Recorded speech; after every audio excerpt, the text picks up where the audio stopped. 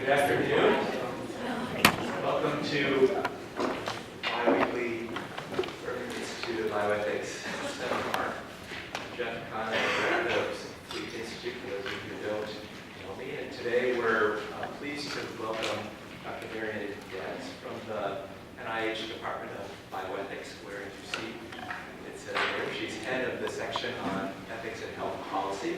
One additional feature of her work at the Clinical Center is that she directs the Clinical Ethics Consultation Service at the NIH. She's a physician as well as being someone who works in ethics and health policy. She's a longtime colleague for many of us and a longtime friend, and we're really happy to have her here at Hopkins today. She'll be talking, as it says, engaging the public in health and setting health policy. So Mary, thank you for being here, and we look forward to your presentation. Thank you.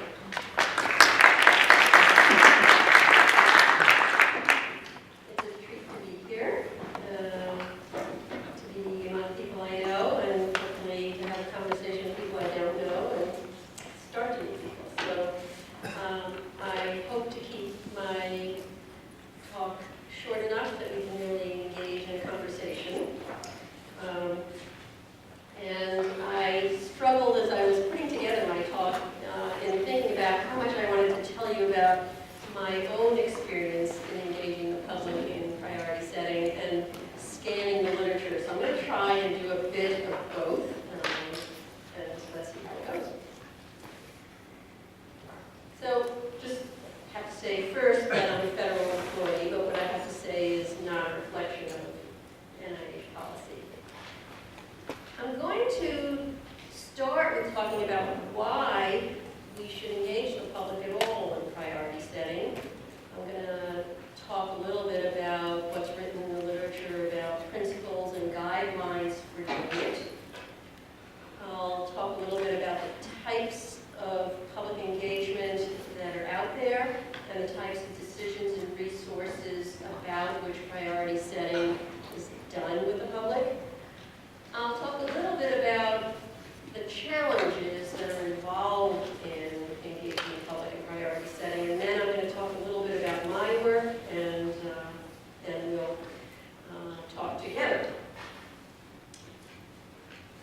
I'll start by saying that while I'm not providing a talk on priority setting itself in terms of, the whole effort to set priorities, I do want to say that I take it as a very important assumption that priority setting is inevitable, that resources are limited and really likely to be insufficient to meet all the public's needs. Any state government, for example, that runs a Medicaid program has elderly people who they want to spend more on for long-term care and young mothers and infants. Any program that is a universal, any country that is moving right now to universal health coverage is thinking about how they're going to begin covering insurance for their entire population.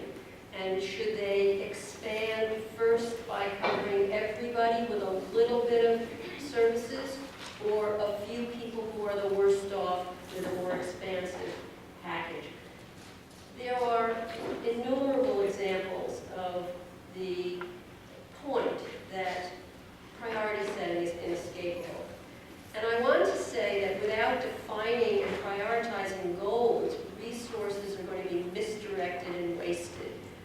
If you simply set out programs without thinking about your goals and how you prioritize them, you are destined not to meet those goals and actually to do worse in terms of achieving your aims.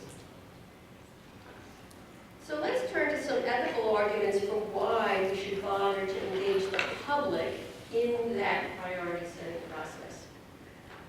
First, I think that those of you who are familiar with theories of justice and distributive justice are aware that there are many theories of distributive justice. We can just outline and prioritarian, utilitarian, deontologic, sufficientarian. And reasonable people may disagree about the best choices to make. So a fair process is going to involve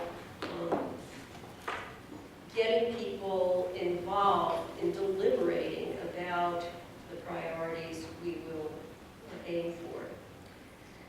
And the reason the public ought to be involved is because they should have a voice in setting policies that will affect them. If we are thinking about the major aims of health policy, public health, it's really for the sake of the public, and they ought to have a voice in setting those policies.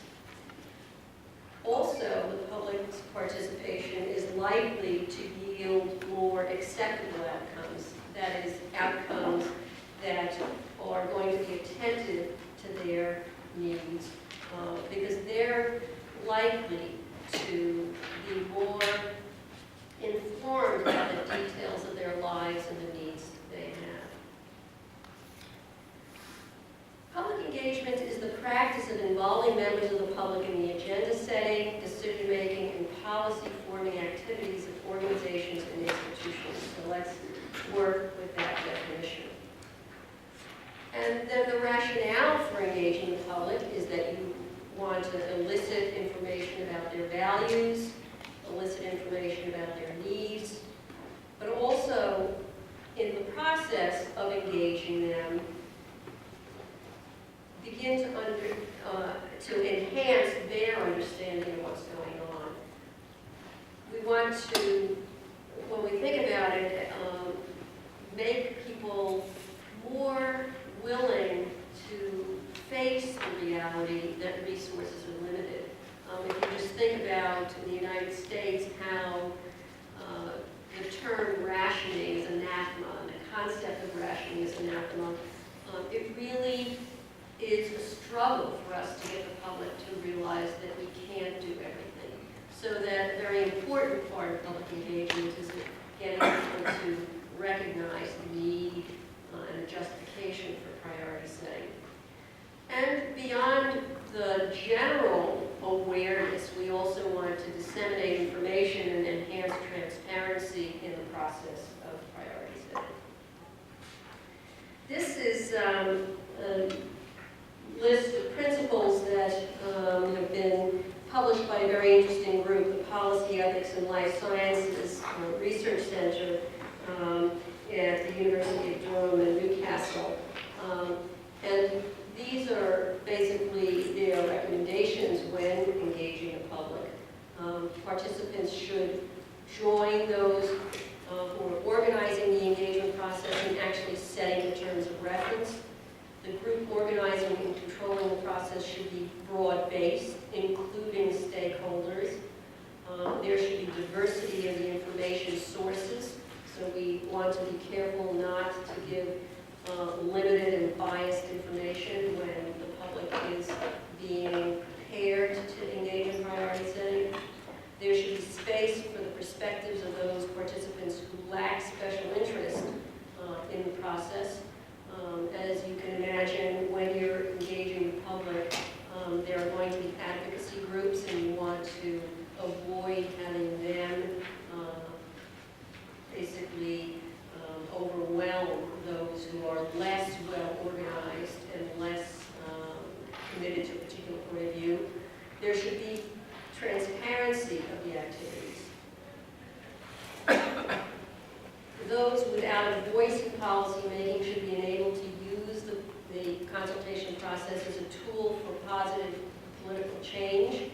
And this obviously is a bit more of a radical claim. The process should contain safeguards against decision makers using the process to legitimize existing assumptions.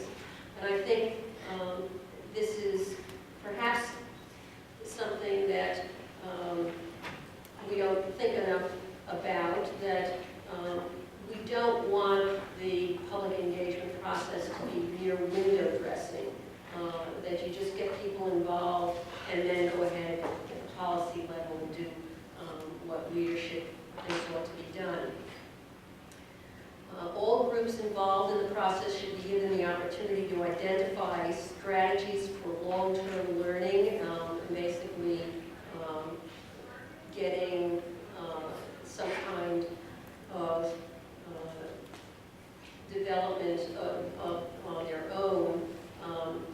And the group organizing the process should develop an audit trail so that there is some follow-up that guarantees that the public's participation actually comes to some fruitful end. There are many, many methods that can be used for public engagement. Some of them are more intense than others. Some are merely efforts of communication with the public, that they involve newspaper ads, public hearings or meetings, internet information, having a hotline. More intensive processes involve citizens' juries, in which a small group of people are brought together for a number of days and really intensely prepared to participate in decision-making, and consensus conferences. You can have negotiating rulemaking and task forces. There are strategies for deliberative polling where members of the public get to express their views by voting electronically. You can have town meetings with voting, and you can have more intensive consultation processes or less. Things like a referendum, development of consultation documents as a result of the meetings, electronic consultations or interactions through a website, focus groups, study circles, and then perhaps the most intense are standing citizens advisory panels like you would see that NICE has involving the public in decisions. The types of decisions also range. There are involvements of the public that are sort of at 30,000 feet, where you're engaging the public in making coverage policy decisions, where basically the public is involved in setting the broad principles and policies that are going to serve as the foundation for more detailed decisions. There are decisions that involve health technology assessments. For instance, the German government has a group that advises it on what technologies are going to be put into practice. And then there are decisions that are very much micro decisions about which particular technologies or treatments are going to be included in a basket of health insurance services. And Israel is an example of a country that has citizens involved in making and advising about what particular services each year are going to be added or removed from the health basket. I want to talk a little bit about the advantage of the more intensive, deliberative approaches, something more than merely surveying people. If you are going to engage the public and survey them, it's not clear that they understand the issue at heart. They may not understand the process of making trade-offs and the necessity of trade-offs. So developing processes that are more intensive, involve a longer period of engagement with individuals, and have them talk with each other to settle on what a group's priorities are, have a lot of advantages. They can foster reasoned choices, and they ensure that priorities reflect the values and preferences of the population being served. And it really increases the likelihood that priorities will be acceptable to the public. So what are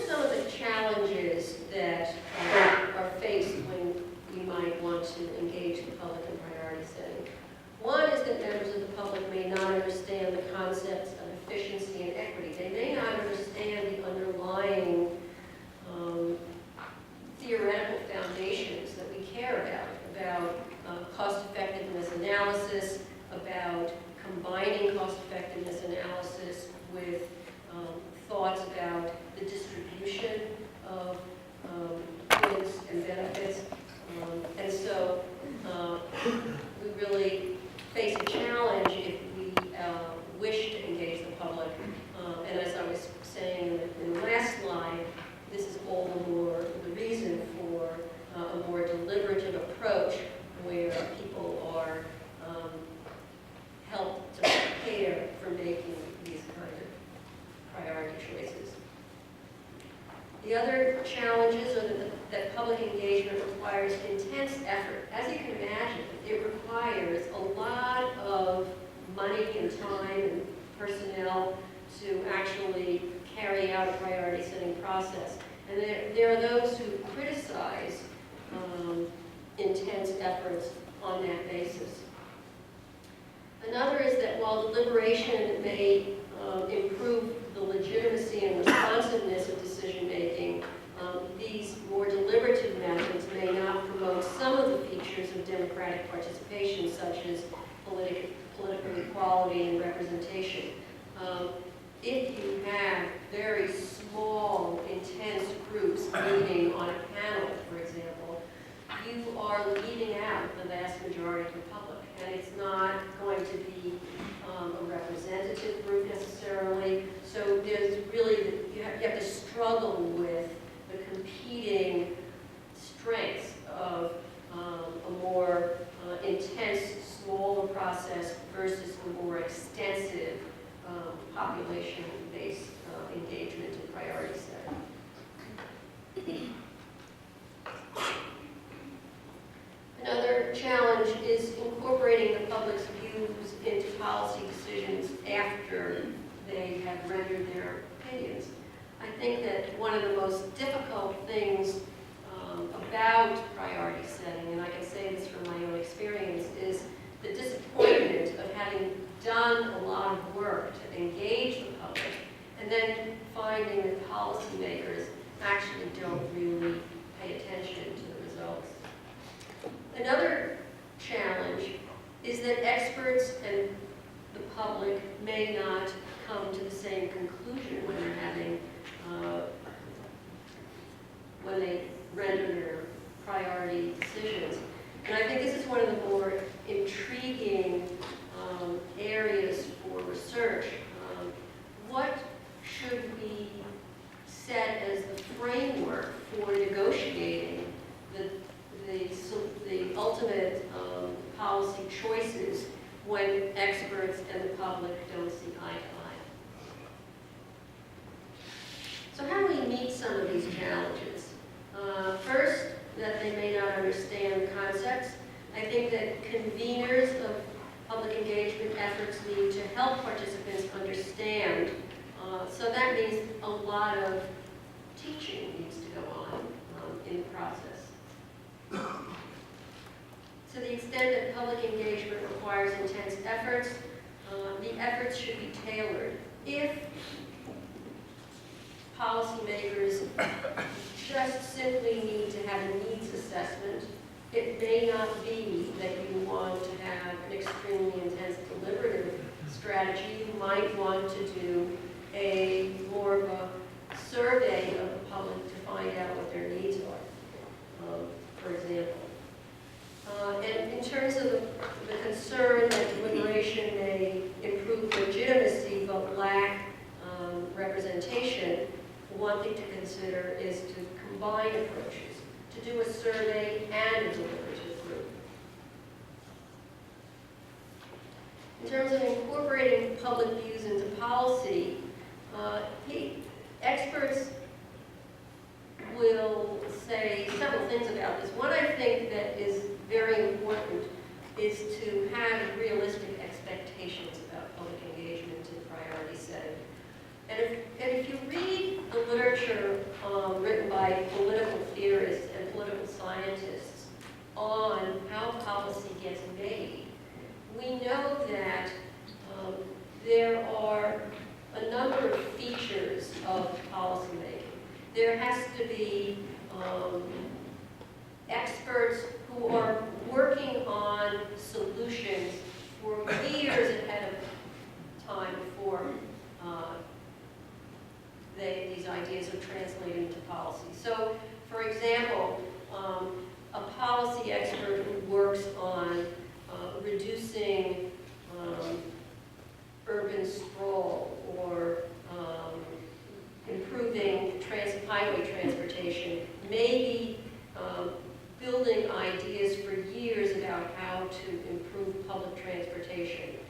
Those ideas are not going to get translated into policy until some window of opportunity happens, like the price of gas goes up. And then the legislature becomes interested in doing things that takes into account how we need more affordable transportation. So those kind of ideas, recognizing that when the timing of public engagement needs to be really carefully thought out, so it's happening at crucial moments when policy decisions must be made, rather than just simply involving them randomly at a time when their views are not going to be very welcomely received. Another strategy that policymakers point out, those who are experts in priority setting and public engagement, is that if you look at the likelihood that public engagement is going to translate and be incorporated into policy, when the public engagement process is actually supported, funded by policymakers and just key stakeholders in government, they actually are more likely to pay attention to what the public has to say. If somebody some third party is doing the public engagement exercise and legislators are uninterested, not funding any of it, it's more likely to be ignored. And then in terms of what we should do about expert and public views that may conflict, I think that one of the interesting thoughts about dealing with that is, rather than saying, oh my goodness, this is a challenge and something we can't figure out how to deal with, is to say instead that that conflict should be the starting point for public engagement. We should really have at the table, when we are engaging in deliberation, experts in the field who bring their expertise to the table and explain it to the public, and we should have the public sitting at the table explaining why they need their health care to be more focused on, or healthcare expenditures to be more focused on access rather than X, Y, or Z. So I think that one way we will overcome this difference is to have dialogue between experts and the public. So let me turn for a few minutes to telling you a little bit about my own experience in public engagement and priority setting.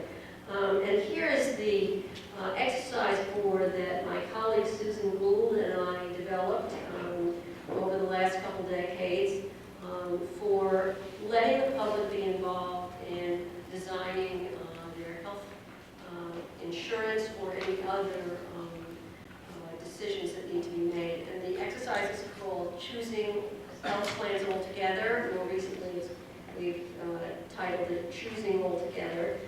And you can see the chat board here on the screen. Just to tell you a little bit about the exercise, it involves small, structured groups coming together for this exercise. It involves about a dozen people sitting around the table, and they use this game board which represents benefit options that they're going to choose from.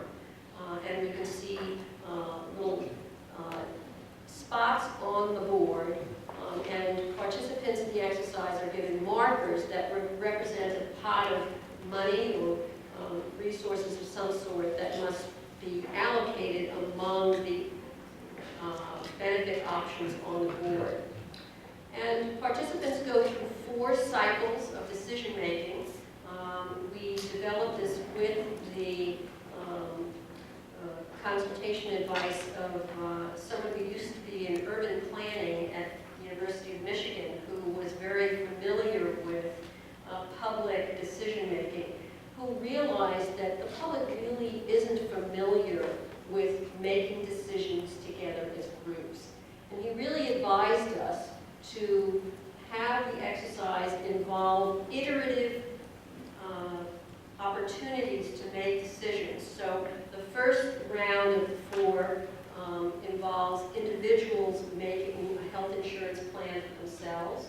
Then they get to work together in triads, in groups of 3, to make decisions together and talk through what a health insurance benefit package should be for, say, their community. And then we get them to have all dozen individuals talk together and give reasons to each other for the package they would recommend. And finally, we have people choose again on their own, and we can look at the evolution of their choices from the first to 4th amendment. There are a number of materials that we give participants to facilitate their ease of understanding of these complex policy issues. We give them health event cards, which explain, which describe various scenarios, like a participant told that their child was riding a bicycle, fell off and broke their tooth, and if they picked dental coverage, they'll get the tooth repaired. If not, they go with a cracked tooth or have to pay out of pocket. Those kind of events help them to understand very graphically the consequences of their choices. They also get a manual describing benefits very easily, and we have a facilitator script that goes along with the exercise.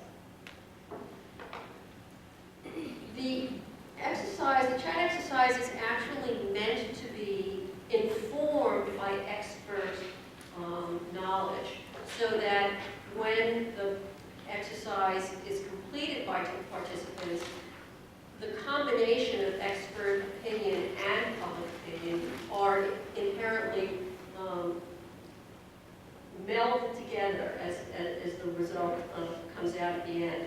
So we use expert health insurance actuaries to think about which are the most cost-effective interventions to put on the board. We consider what's the reasonable per capita expenditure to let people play with in the exercise, and the total monetary value that we give them to spend is about 1.3 to 2 times the total value of the possible benefits they might pick, so that the priority setting exercise can be more or less of a constrained decision process. And we define and recruit individuals from the population of interest. So for instance, we've done projects involving uninsured individuals.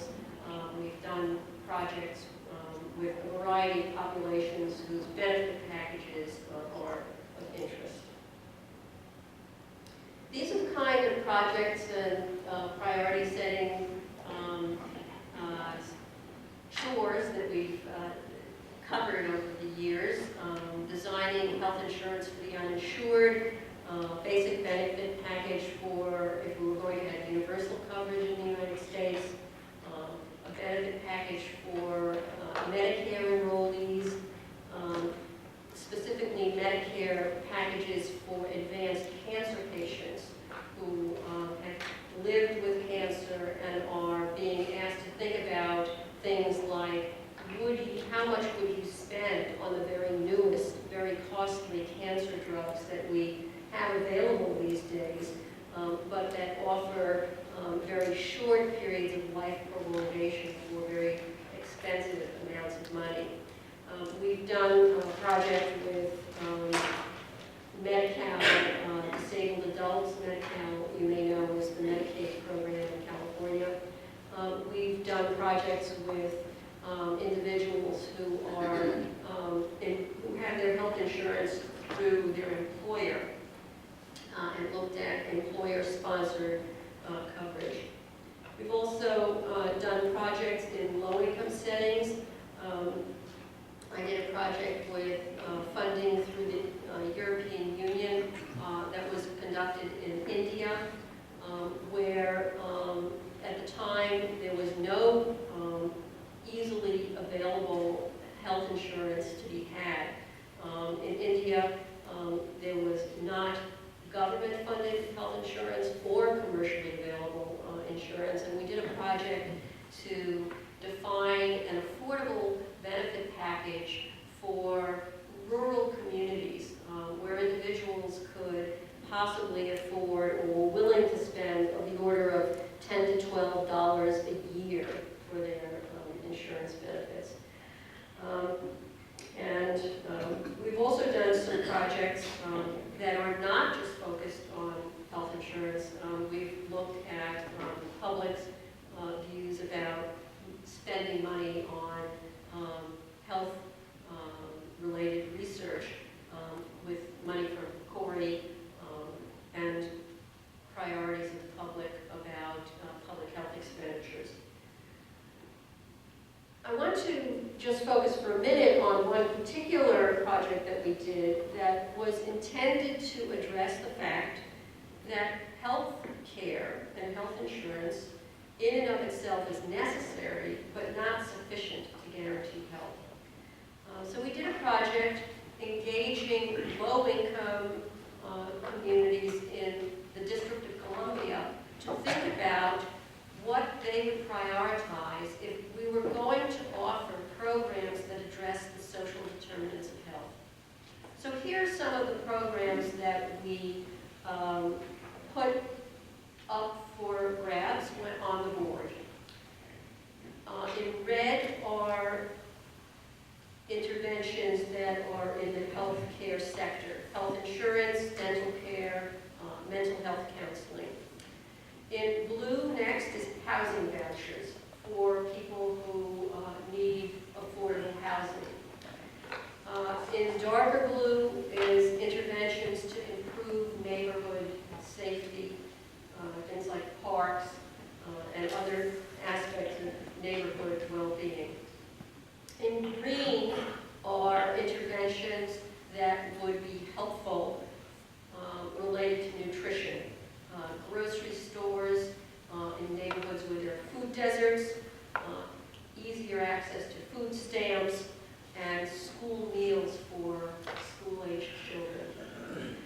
In yellow is something related to transportation, which included the possibility of vouchers for commuting to work.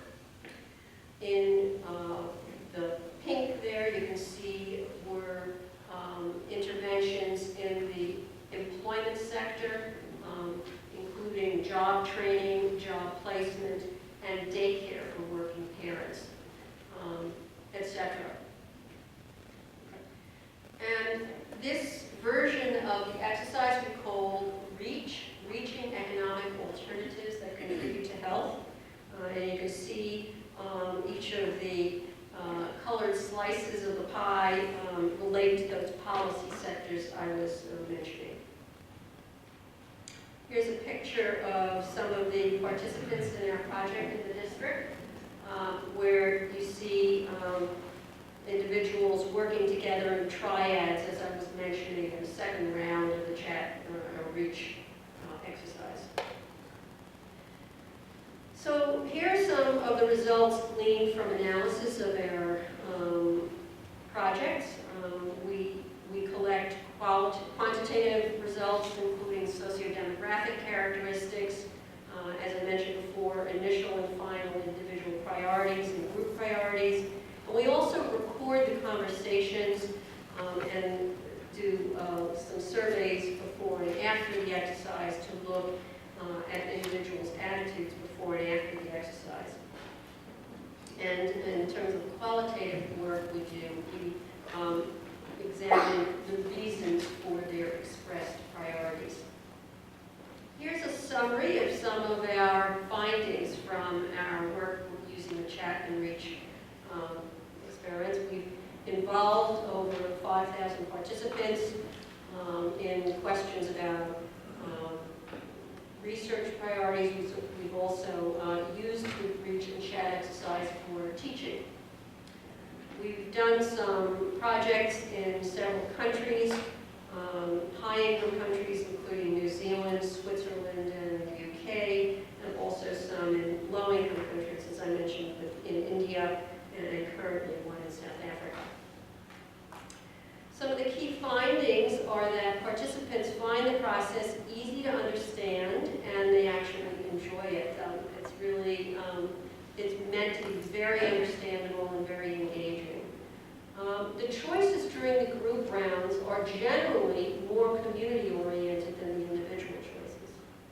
And participants become more willing to accept resource constraints following the exercise. We find that if we ask people about their willingness to abide by constraints, they are much more willing at the end of the exercise. We also find that individuals' priorities change over the course of participants' participation in the exercise. For example, at the beginning of the exercise, people are less interested in things like behavioral health. And I can tell you from one of the most dramatic examples, when we were doing the project in DC, we had one group was talking about whether to include mental health coverage, and one person in the room said, I don't have any mental health issues, I don't want to include that. And someone else said, well, you know, I don't either, but my father is an alcoholic, and I don't think we want to have health insurance that doesn't include some kind of treatment for substance abuse.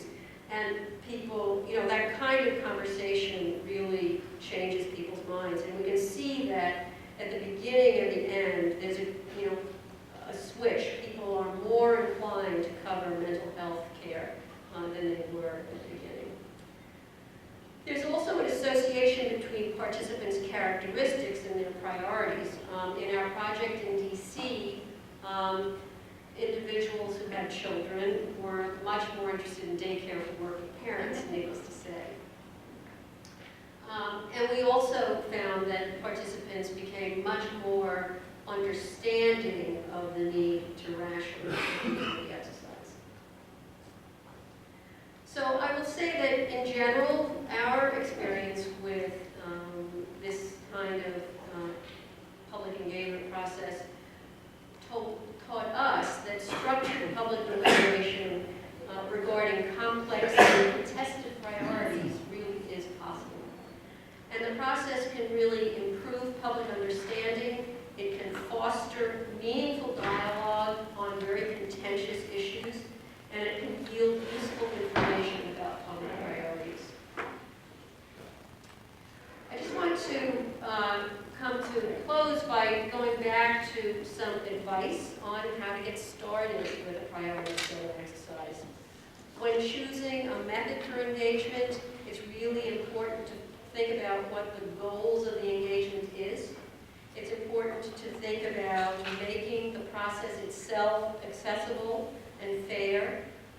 Think about what unique challenges and barriers participants have in participating.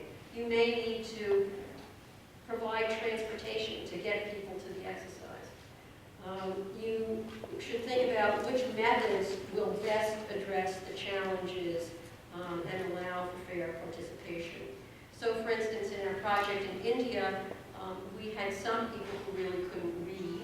So we had assistants who would work with the individuals sitting around the board and help them, so they didn't have to feel embarrassed that they didn't know how to read, but they could also to think about the timeline and capacity, how much time do you have to do a project, and which methods align best with the level of experience of those who are conducting the exercise. And it's important to follow up and make sure as much as possible what is going to happen to the results of the exercise. I want to just mention that some folks here, Matt DeCamp when he was here, and Marion Danis have recently published an article on evaluating public deliberation. I got an opportunity to comment on their paper, and I think they did a very useful thing in reviewing the literature on evaluation methods for public deliberation. Out of many, many articles, they found that basically about 23 of them were useful as evaluation tools for assessing public deliberation. And they found that they assessed a variety of things, such as the impact of engagement on participants, the impact on services provided by the healthcare organization as a result of the participation, the impact on the organization itself, the influence on the broader public, influence on population health, and the cost effectiveness of the intervention. They were quite struck that among these 23 evaluation tools, actually none of them covered the full gamut, so it was quite striking. So I want to conclude by saying that public engagement and priority setting is, to my mind, a very worthwhile endeavor. It can help to shape health policies that are consonant with the public's needs and values, but there are many challenges to overcome and unresolved ethical issues to address in the process. And I look forward to talking with you about it.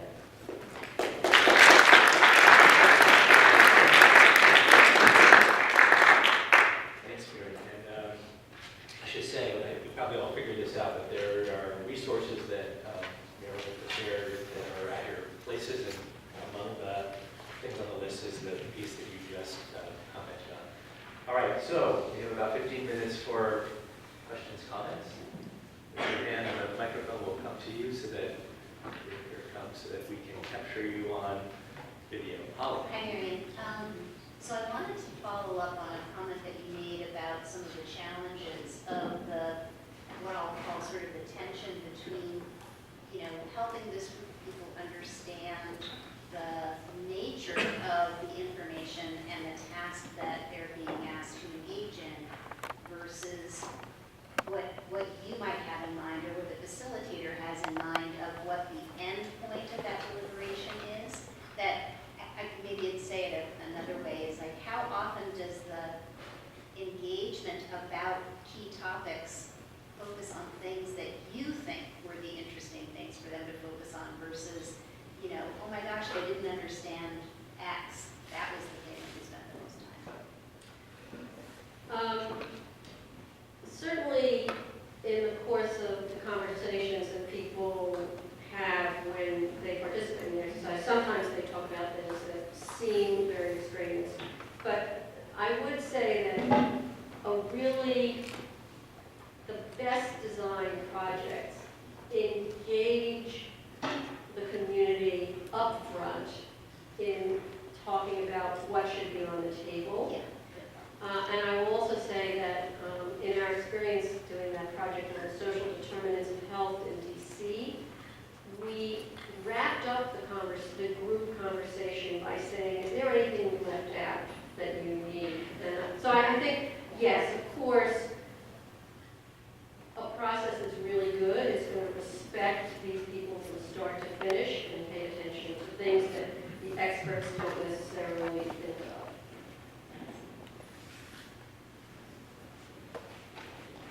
Maybe folks can introduce themselves too. Thanks. Hi, thanks so much for the talk. I'm Alexis Walker. I'm a postdoctoral fellow at the Vernon Institute. So your framework that resources will always be limited is, of course, a point that is well taken. I I work in this area as well. But the precise level of that cap is, of course, where much of the rub comes. What is the level of the resource limitation? And so you mentioned that after chat exercises and reach exercises, people are more willing to accept resource constraints. And I wondered if that should inherently be seen as a positive, especially when working with low resource communities, if there's a sort of training people to accept less, to not push for a higher total cap. I wondered if you could teach that. Yeah, well, that's obviously a very important question, and I tend to think that when it comes to healthcare, to the extent that we think healthcare is necessary but not sufficient to guarantee health, one could argue that spending less on healthcare and more on other interventions in other policy sectors is a very useful thing to do. So to the extent that people come to recognize the benefits of constraining expenditures in one sector for the sake of another is a useful thing. On the other hand, you can talk about, are we spending enough on a particular policy arena altogether? And generally, I think many of us here in the room would say people at the low end of the socioeconomic spectrum are not getting enough spent on them, period. So the question there is a question about redistribution. And, the question about redistribution involves stakeholders, a bigger group of stakeholders, right? And obviously this is a very big political question. If you ask some millionaires, they'd be willing to be taxed more heavily, but I will say the other thing about that is that you want to think about whose money is being spent. When we were working in small rural communities in India, the first question we asked before doing this exercise was an exercise in willingness to pay. These people were paying out of their own pocket, and it was basically a community, an organized community effort. And so the exercise started with, what's the pot you're willing to spend on? So those are a variety of answers to your question. Hi, I'm Sam. I'm a faculty fellow here at the Urban Institute. At the beginning, you suggested that this kind of public reasoning would be likely to lead to better outcomes or more acceptable outcomes. I forget the exact phrasing. And I was just wondering if you could say a little bit more about that. Obviously, knowing a lot of public health experts kind of strikes me as not very plausible that putting like a group of my neighbors in a room with this chat exercise, while that has its own kind of value, it strikes me as not very plausible that my neighbors would come up with better ideas than the public health experts that I know who really worked on this for a long time. And so I guess I was wondering if you could say a little bit more about why you think that might be the case. Yeah.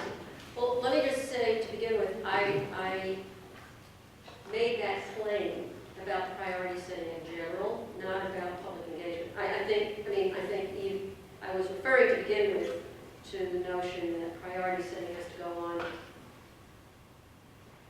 and I meant that even if you restrict the priority setting thought process to experts or to health planners, if they don't think about what the goals of health policy ought to be, they're going to spend imprudently. I think it's interesting to look at Dan Callahan's writing, who's done some really terrific writing about encouraging us to think about what are the goals of healthcare in general. How much are we interested in prolonging life infinite? are we interested in leveling the playing? What are our real aims here? Because that's going to shape what you spend your healthcare dollars on. And if you don't think about it, you might have, I would argue the United States doesn't think about it in a very coherent way, and we make these decisions in a sort of willy-nilly way and we do waste a lot. So I was making the claim about priority setting in general, but I do recognize your point that if we just get our neighbors who are uninformed to render an opinion about these very consequential issues without a more deliberative process where they know the consequences of the trade-offs they're making, I agree with you, it's not going to necessarily go well. And that's why I was arguing for deliberative processes where you get people to realize the consequences. You know, I think you're right. The public is not always thoughtful or considerate, or, you know, we all worry about the public that's not interested in vaccines right now, things like this. But arguably, engaging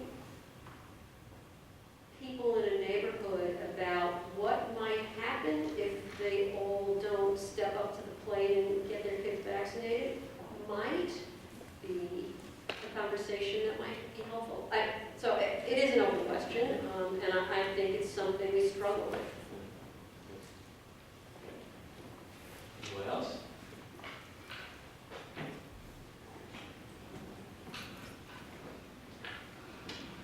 Hi, my name is Jess. I'm a staff member at the Urban Institute. And I am kind of piggybacking a little bit off of that. I was thinking as you were talking about how you mentioned that the individual people's characteristics and things that they have going on in their life it impacts how they ration resources or what they think their rationing should look like. And I'm just wondering if you could talk more about how you selected which community members to include in the room, or even which community and who should be there when you're deciding these types of things.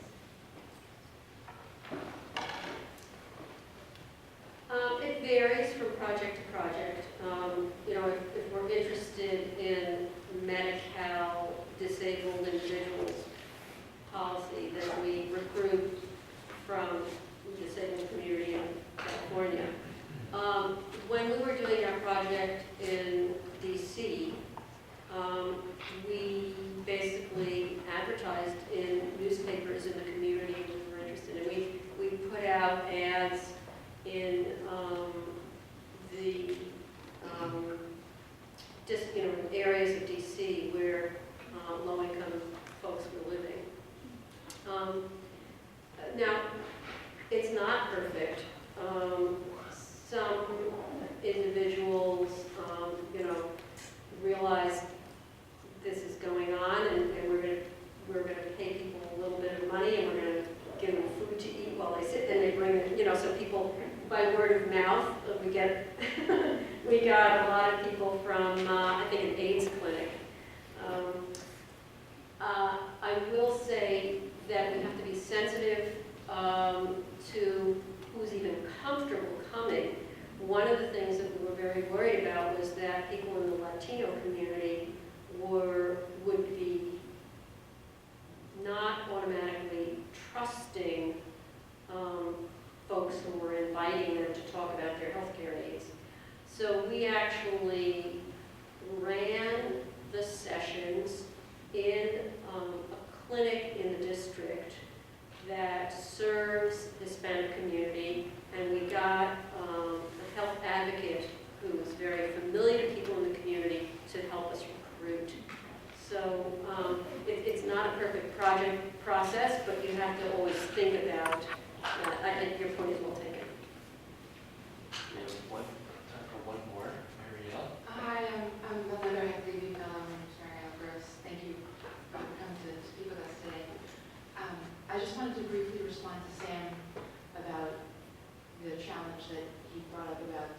public health experts versus private citizens who may not be experts, but I'd like to say that the citizens are experts in what matters to them, and that's why they can inform the public health experts in terms of how we then think about distributing resources. So that's a really important way to think about that for me. And so it's like what you do with that information. And then the other thing, you mentioned it in passing, but I just couldn't stop thinking about it as you were speaking about the issue of waste and in terms of priority setting.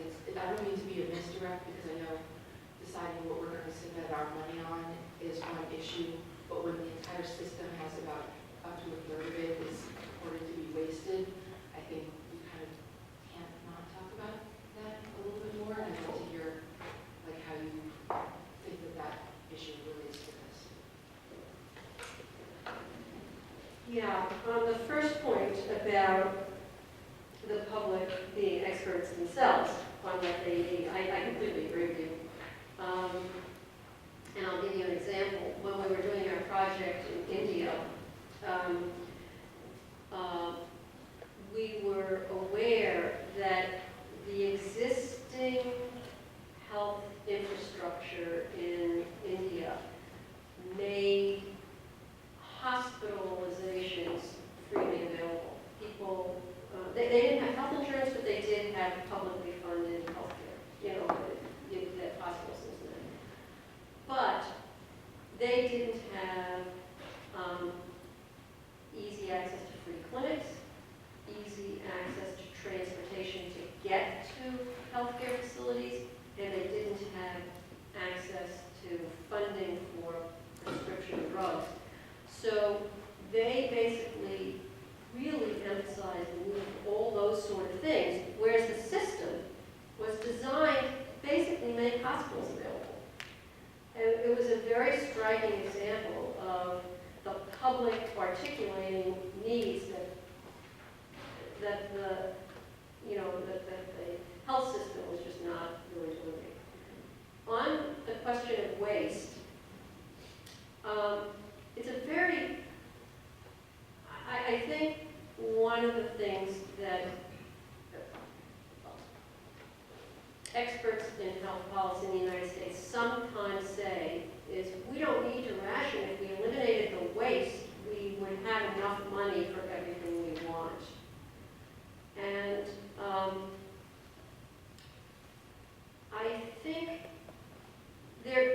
we do need to eliminate waste, but I do think that it remains to be the case that we have needs that are very expansive. And we have lots of other issues that priority setting will not address. I mean, we have price gouging with drug expenses and